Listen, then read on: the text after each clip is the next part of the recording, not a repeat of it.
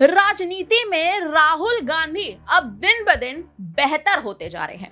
जी हाँ, ये कहना है भारतीय जनता पार्टी की नेता और पूर्व केंद्रीय मंत्री स्मृति ईरानी का। वही स्मृति ईरानी जो एक समय पर राहुल गांधी के खिलाफ तमाम बड़े बयान देती नजर आ रही थी। वही स्मृति ईरानी जो संसद में गांधी परिवार के खिलाफ बोलने से पीछे नहीं हटती थी, आज वही स्मृति ईरानी अमेठी से लोकसभा चुनाव हारने के बाद अपने सुर बदलती नजर आ रही हैं। नमस्कार, मैं आश्रुति वोहरा और आप देख रहे हैं नेक्स्ट 9 न्यूज। आपका बहुत बहुत स्वागत हमारे इस खास प्रोग्राम सियासी पंचनामा में।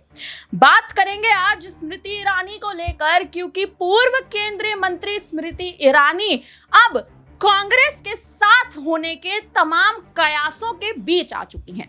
ये हम इसलिए भी कह रहे हैं क्योंकि ये वही स्मृति ईरानी हैं जो कभी एक मौका नहीं छोड़ती हैं कांग्रेस के खिलाफ बोलने का, जो कभी एक मौका नहीं छोड़ती हैं प्रियंका गांधी पर बरसने का, जो कभी एक मौका नहीं छोड़ती हैं ये कहने का कि अमेठी में उनका ही दबदबा है और उनका ही दबदबा कायम रहेगा।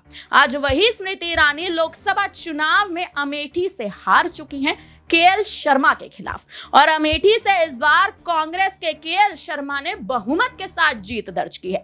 कारण कहीं ना कहीं उस वक्त ये बताए जा रहे थे कि अमेठी की जनता स्मृति ईरानी से नाराज है, क्योंकि स्मृति ईरानी अमेठी नहीं जाती है, जनता से वाद संवाद नहीं करती है, जनता से बातचीत नहीं करती है। उसी का फायदा कांग्रेस उठाती नजर आई है। और इस बार लोकसभा चुनाव में स्मृति ईरानी की हार के बाद लगातार स्मृति ईरानी का चेहरा तो सुर्खियों में बना हुआ है, लेकिन अपने विवादित बयानों के लिए जानने वाली स्मृति ईरानी अब इतने मीठे बयान कांग्रेस के पक्ष में आखिर क्यों देती नजर आ रही हैं? राहुल गांधी के लिए आखिर क्यों ये कहती नजर आ रही हैं कि राहुल गांधी की जो राजनीति है वो दिन ब दिन बेहतर होती जा रही है? आज इसी मुद्दे पर चर्चा करेंगे। हमारे साथ हमारे वरिष्ठ सहयोगी अमन सर इस वक्त मौजूद है। सर, आपका बहुत बहुत स्वागत। देखिए, पहला सवाल तो कहीं ना कहीं इसी मुद्दे पर रखा जाएगा कि ये वही स्मृति ईरानी है जो कहीं ना कहीं, चाहे संसद हो, चाहे बयान देने की बात हो, चाहे जनसभा हो, राहुल गांधी पर निशाना साधती है, गांधी परिवार पर निशाना साधती है, एक मौका नहीं छोड़ती है। ये कड़वाहट आखिर चाशनी में कैसी बदलती नजर आ रही है? देखिए आश्रुति, उनको अगर उनके बयान पे गौर किया जाए तो यही बात निकल कर सामने आती है कि दुश्मनी ने दोस्ती का सिलसिला रहने दिया, कि उसके सारे खत तो जलाए मगर पता रहने दिया।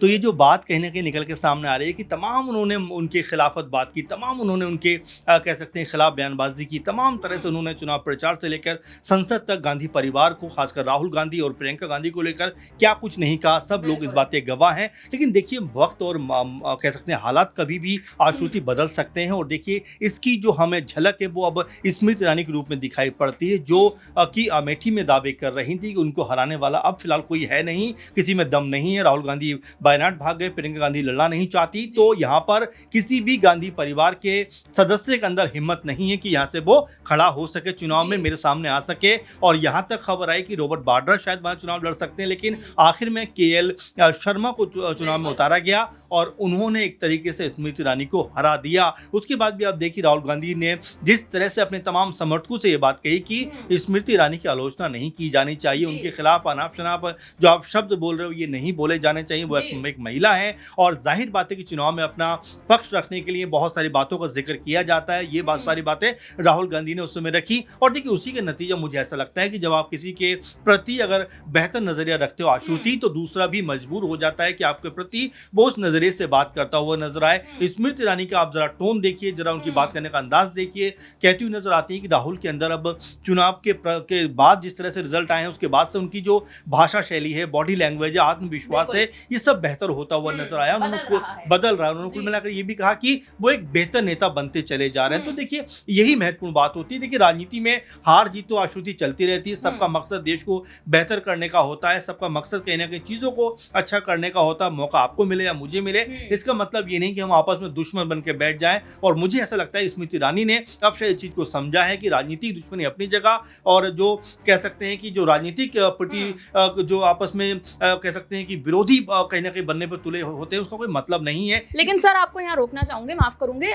देखिए, जिस हिसाब से राहुल गांधी कहीं ना कहीं ये कहते नजर आए थे अमेठी से जी। हार के बाद कि स्मृति ईरानी के प्रति जिस हिसाब से आप देखें लगातार नकारात्मक प्रभाव जो जी। उनकी छवि पर लगातार पड़ता नजर आ रहा था, तमाम अगर देखें तो सोशल मीडिया पर भी एक्स के जरिए भी तमाम ऐसे कमेंट्स कहीं ना कहीं सामने आ रहे थे कि ये वही स्मृति ईरानी है जो ये कहती नजर आती हैं कि अमेठी उनका ही है, लेकिन शायद वो ये बात भूल गई थी कि साल 2014 में वो अमेठी से ही हारी थी। ये वही कहीं ना कहीं रणनीति दोहराती नजर आई। तो क्या लगता है राहुल गांधी उस वक्त संकेत देते नजर आ रहे थे? देखिए, वही मैं कह रहा हूँ कि देखिए जी। आश्रुति की हमेशा आपको अपनी बातों को ऐसा रखना चाहिए ताकि भविष्य में भी अगर आपसे कह सकते हैं आंख मिले तो कहीं आंख चुराने की नौबत ना आए। देखिए, चुनाव आते जाते रहते हैं, हार जीत चलती रहती है और आलोचना एक दूसरे की होती रहती है, लेकिन इसका मतलब ये नहीं कि हम एक दूसरे के दुश्मन हो गए। राहुल गांधी ने यही बात कही कि ठीक है, चुनाव गुजर गया, अब उनके खिलाफ इस तरह के शब्दों का इस्तेमाल नहीं किया जाना चाहिए। और देखिए, स्मृति ईरानी मुझे ऐसा लग रहा है कि एक बहुत ही खूबसूरत अपना अब अंदाज पेश किया है कि चलिए चुनाव से हट के बात करते हैं। राहुल एक्चुअली में अब बेहतर नेता बनते चले जा रहे हैं, इससे कोई नकार नहीं सकता आश्रुति, और सच उन्होंने कहा है। और दूसरी बात उन्होंने ये भी कही कि बीजेपी के नेता अगर इस बातों को लेकर बैठे रहेंगे कि उनके अंदर बचपना है, बचकाने हैं और तमाम तरह के शब्दों को कहते रहे हैं, तो ये बीजेपी की भूल हो, क्योंकि राहुल गांधी अब एक एक स्टेप जो है बहुत सोच समझ के रखते हुए नजर आ रहे हैं। और ये जो उन्होंने बात कही, ये कहने की बीजेपी को चेताया भी है कि आप उनसे सतर्क रहिए, और जिस तरह से वो आगे बढ़ते हुए दिखाई पड़ रहे हैं बीजेपी के लिए बहुत मुश्किल आने वाले दिनों में वो खड़ी करने वाले हैं, इसीलिए उन्होंने शायद ये बातें कही हैं।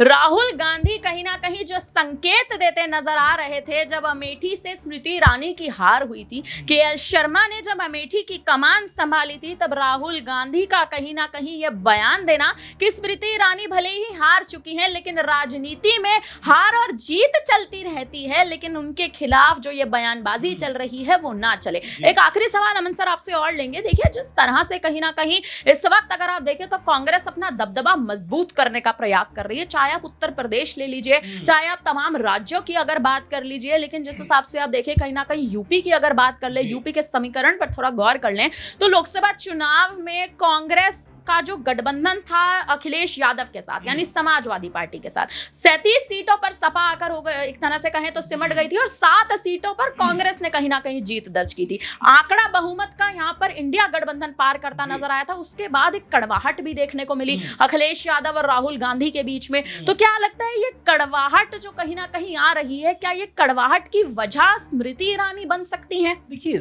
राजनीति में असंभव कुछ भी नहीं है। हम देखा श्रुति की तमाम ऐसे ऐसे एग्जाम्पल हमारे सामने मौजूद हैं जो शायद एक दूसरे की शक्ल देखने में पसंद नहीं करते हो, लेकिन आज वो एक साथ मिलकर चलते हुए नजर आते हैं। तो राजनीति में हमेशा आप ये मानकर चलिए कि हमेशा के लिए कोई विरोधी नहीं है, हमेशा के लिए कोई दोस्त नहीं है। जो आज दोस्त है वो कल दुश्मन हो सकता है, जो दुश्मन है वो कल आपका दोस्त भी हो सकता है। इसीलिए हर पार्टी बहुत सोच समझ कर बयानबाजी करती है, बहुत सोच समझ के अपने नजरिए को सामने रखती है। और देखिए, कई फैसले जो होते हैं आश्रुति, वो वक्त की नजाकत को देखते हुए किए जाते हैं। जैसे हालात होते हैं उसके हिसाब से आप कई बार फैसला करते हुए नजर आते हो। तो इसीलिए ये कह देना भाई कि यहाँ पर हमेशा के लिए राहुल गांधी और अखिलेश यादव दोस्त हैं, ये कभी भी मुमकिन नहीं हो पाएगा। ये कह देना कि जो और पार्टियां हैं वो कभी भी एक दूसरे का साथ नहीं छोड़ेंगी या एक दूसरे के साथ में रहेंगी। मेरे ख्याल से राजनीति आपका अपनी अपनी मजबूरियां हैं कि जैसे जैसे वक्त आता है, जैसे मौका आता है, वो अपने फैसले करते हुए नजर आते हैं। और यही वजह है कि चाहे चिराग पासवान हो या दूसरी तमाम पार्टियां हो, जैसे ही मौका देखते हैं अपना जो दल है, अपना जो दामन है वो छुड़ाकर दूसरे दामन पकड़ते हुए नजर आते हैं। और कुछ ऐसा ही हम चाहे इंडिया गठबंधन की बात करें, एनडीए गठबंधन की बात करें, जो कल एक राह पे नजर आते थे वो कब अलग अलग राहों पे चल देते हैं इसका हम अंदाजा नहीं लगा सकते। इसीलिए मुझे ऐसा लगता है कि आने वाले दिनों में अगर बीजेपी अपने आप को मजबूत रखना चाहती है तो तमाम जो सहयोगी दल हैं उनको ताकतवर बनाना होगा अपनी तरह से, और अपनी ही तरह से लेकर चलना होगा। कांग्रेस पार्टी अगर अपने आप को मजबूत बनाना चाहती है तो अपने आप को ताकतवर तो बनाए, लेकिन साथ में उसके सहयोगी दल हैं उनको भी ताकतवर बनाना जरूरी है, क्योंकि सिर्फ अगर अपने बारे में आप सोचेंगे तो कब कोई आपके हाथ से निकल जाएगा मेरे ख्याल से आपको अंदाजा भी नहीं होगा। राजनीति में हर एक दिन हर एक किस्म के अलग अलग प्रकार के बदलाव देखने को मिलते हैं, लेकिन जो ये बदलाव इस वक्त आ रहा है कि स्मृति ईरानी का रुख कहीं ना कहीं बदलता जा रहा है। वो स्मृति ईरानी जो राहुल गांधी के खिलाफ बोलने से पीछे नहीं हटती थी, कांग्रेस के खिलाफ मोर्चा खोल देती थी, चाहे संसद हो, चाहे भरी सड़क हो, चाहे जनसभा हो, आज वही स्मृति ईरानी राहुल गांधी के लिए कहती नजर जा रही हैं कि राजनीति राहुल गांधी की दिन ब दिन बेहतर होती जा रही है। अब ये देखना कहीं ना कहीं दिलचस्प होने वाला है कि क्या स्मृति ईरानी भारतीय जनता पार्टी का आने वाले समय में दामन छोड़ती नजर आएंगी, क्योंकि नर्म रुख कहीं ना कहीं स्मृति ईरानी का अपनाना बीजेपी के खेमे में भी बड़ी हलचल पैदा कर सकता है। और कहीं ना कहीं भारतीय जनता पार्टी के दिग्गज यानी मोदी, शाह और योगी आखिर ये बयान सुनकर स्मृति ईरानी का क्या प्रतिक्रिया देंगे, अब ये भी एक दिलचस्प मुद्दा है। फिलहाल अब इस पूरी खबर पर और स्मृति ईरानी जिस तरह से अब अपनी प्रतिक्रियाएं दे रही हैं, जिस तरह से रणनीतियां साधने और बनाने का प्रयास कर रही हैं, आने वाले समय में क्या बदलाव देखने को मिलेगा, इस पूरे मुद्दे पर अब आप क्या कहेंगे, आप हमें कमेंट करके जरूर बताइएगा। तमाम बड़ी खबरों के लिए आप बने रहिए हमारे साथ और देखते रहिए नेक्स्ट 9 न्यूज।